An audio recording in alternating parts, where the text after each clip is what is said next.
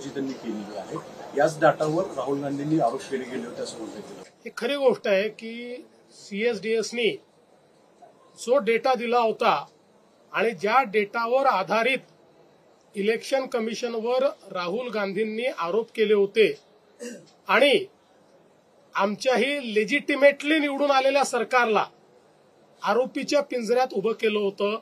आज सीएसडीएसनी त्या संदर्भात ट्विट करून आमचे आकडे चुकीचे होते याबद्दल माफी मागितलेली आहे आणि ते सगळे आकडे परत घेतलेले आहेत।